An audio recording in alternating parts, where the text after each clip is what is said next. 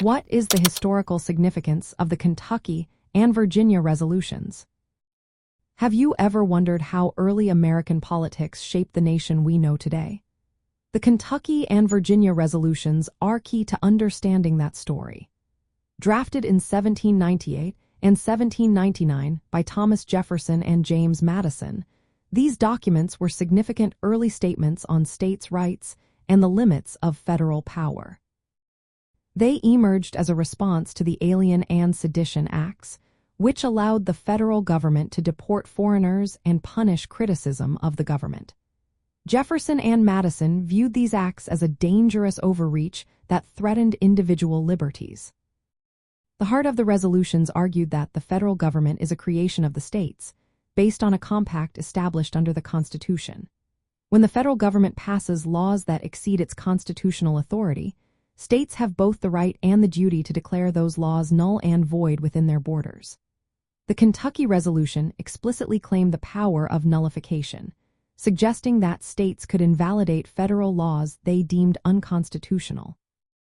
Meanwhile, the Virginia Resolution introduced the idea of interposition, meaning states could step in to prevent harm from unconstitutional federal actions. These ideas laid the groundwork for what became known as the Principles of 98.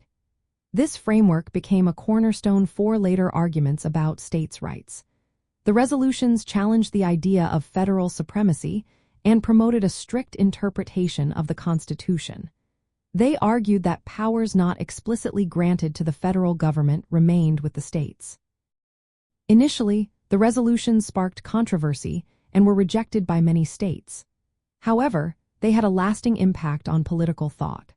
They helped galvanize the Democratic-Republican Party against the Federalists and played a role in the political defeat of the Alien and Sedition Acts. More importantly, they planted the seeds of division between the North and South by asserting that states could resist federal authority. This concept would be invoked repeatedly leading up to the American Civil War. In the context of the Civil War, the emphasis on states' rights and nullification echoed in the Southern states' defense of their autonomy, especially regarding slavery. Southern leaders used the logic of the resolutions to justify their resistance to federal laws they considered harmful.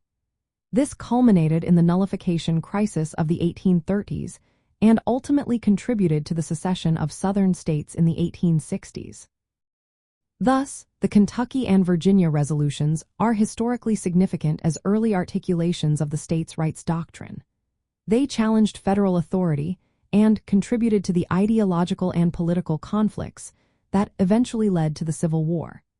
This moment marked a critical shift in the balance of power between state and federal governments, a debate that continues to be relevant in American politics today.